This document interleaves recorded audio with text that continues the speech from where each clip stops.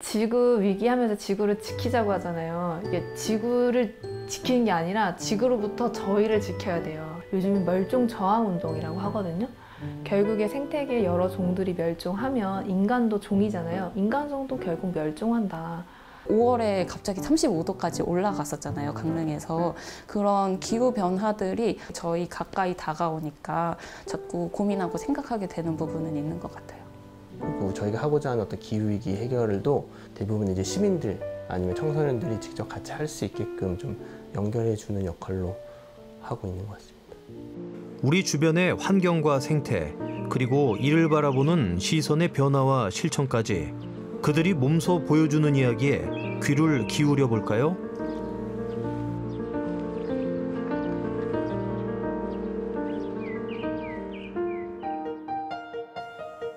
울창한 초록의 대자연으로 뒤덮인 이곳, 강릉시 구정면 제빌인데요. 이곳은 숲도 아니고 밭도 아닌 그런 곳이 있었습니다. 일명 퍼머컬처, 지속가능한 농법으로 가꾸는 숲밭이라네요. 위에서 내려다보니 바로 이런 모습입니다. 지금 이제 기후위기 시대에 좀 대안의 농업 방식으로 택해서 저희가 운영하고 있는 이제 생태 텃밭입니다. 그러니까 이 텃밭은 탄소를 저장하는 텃밭인 거예요. 흙 속에 있는 탄소를 더 이상 배출시키지 말고 탄소도 저장하고 우리가 먹고자 하는 어떤 식물들도 좀 수확하면서 지내보자, 뭐 살아보자라는 방식의 텃밭이어서 시작하게 되었습니다. 농사를 지을 때 땅을 갈지 않으면 땅속에 미생물이 증가해 땅이 스스로 작물을 먹여 살리고 흙을 비옥하게 한다는데요. 이것이 바로 탄소를 저장하는 지속가능한 농법이라고 하네요. 그래도 이제 시민분들이 많이 참여해 주셔서 각자의 밭을 이제 꾸려서 가고 있어요. 그래서 뭐 작년 같은 경우에는 되게 다양한 감자들도 많이 수확했고요. 뭐 딸기도 되게 많이 먹었고. 저는 그 당근도 키우고 있고요. 감자도 키우고 있고 민트 이렇게 해서 다양한 종류들을 키우고 있어요. 그리고 실제로 심고 나면 같은 동료들과 친구들이랑 같이 먹기도 하거든요. 그러면 꼭 재미가 있어서 또 하게 되는 것 같습니다. 이들은 농사뿐만 아니라 여러 가지 다양한 활동을 병행하고 있는데요. 강릉에서 환경을 지키는 데 앞장서고 있죠.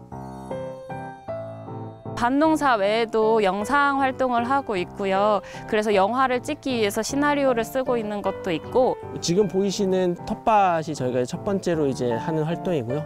두 번째로는 이제 제로웨이스트 가게. 그럼 자원순환 제품도 소개해드리고 그다음에 이제 선택해볼 수 있는 공간으로도 운영하고 있어요. 얼핏 보면 가정집 같지만요. 이곳은 바로 제로 웨이스트를 실천하는 공간입니다. 과연 이 안엔 무엇이 있을까요? 제로 웨이스트 물건을 팔기도 하지만요. 더 중요한 건 환경운동에 관심 갖고 있는 사람들이 모이는 거점, 사랑방과도 같은 존재죠. 그렇게 어떤 저희가 지금 하고 있는 협동조합도 기후위기 해결하기 위해서 아니면 기후위기에 대해서 이야기하고 싶어하는 분들의 좀 거점이 필요하다. 저희 공간 한편에 친환경 물건을 좀 소개하고 그렇게 시작한 게 제로웨이스트 활동이 됐고요. 실제로는 저희와 같이 그런 실천 활동을 하려는 분들의 커뮤니티 공간이라고 생각하시면 됩니다.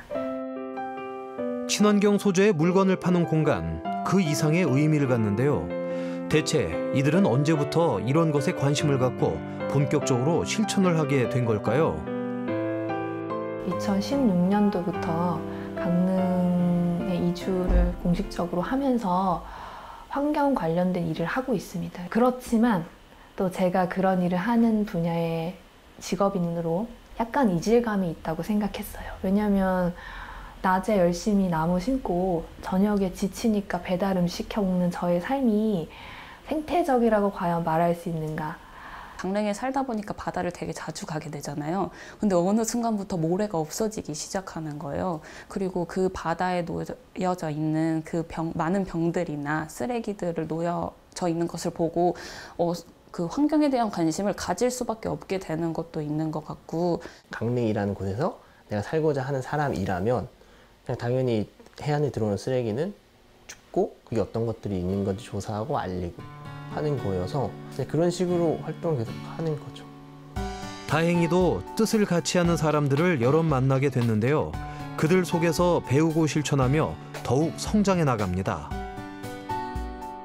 지금의 동료들을 만난 게 저는 운이 좋았다라고 하는데요.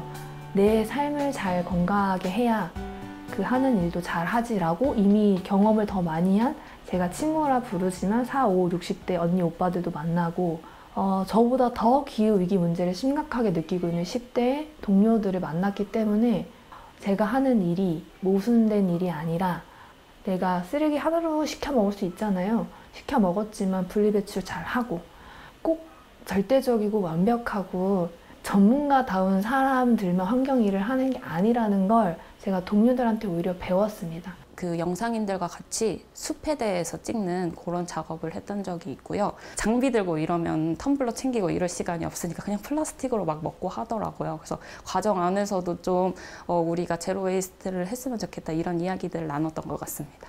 그래서 저도 한 번에 바꿀 생각은 안 했었던 것 같고 그래도 나에게 맞는 것들이 무엇일까를 먼저 찾아 나갔던 것 같습니다. 환경은 무엇보다 실천이 중요한데요.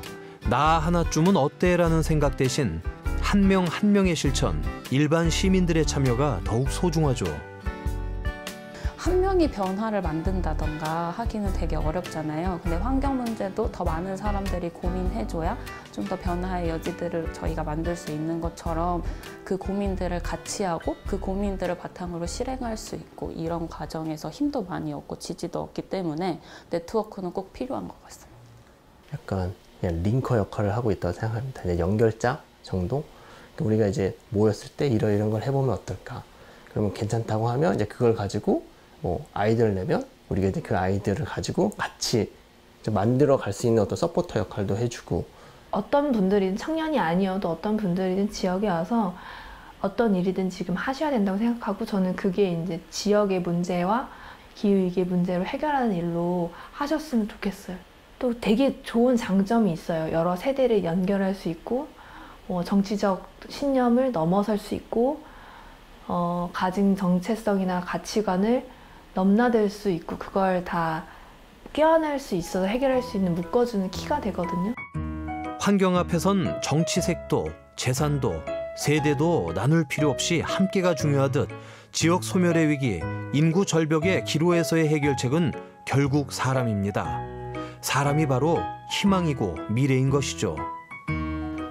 앞으로 강릉은 환경도 마찬가지지만 조금 더 세심하게 돌볼 수 있는 곳이 됐으면 좋겠어요. 그 세심한 돌봄이라고 하는 것은 꼭 사람 사이에만 있는 것은 아니고 인간이 아니더라도 돌볼 수 있는 환경들 그리고 그게 땅에도 마찬가지고 환경에도 마찬가지인 그런 세심한 돌봄이 있는 강릉이었으면 좋겠어요.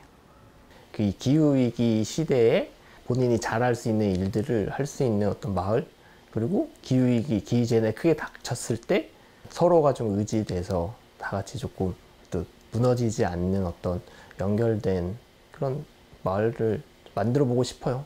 산불 현장에도 기후재난 현장에도 제 동료들이 와서 돕는 모습을 보면 없던 희망이 생깁니다.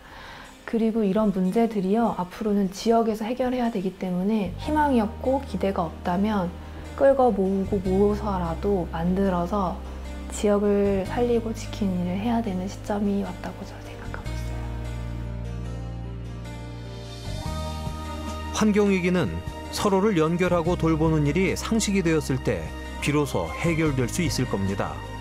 각자 도생이 아닌 지역 안에서 서로를 돌보고 끊어졌던 관계를 연결하는 것. 그것이 바로 이들이 바라는 지구로부터 스스로를 지켜내는 일 아닐까요?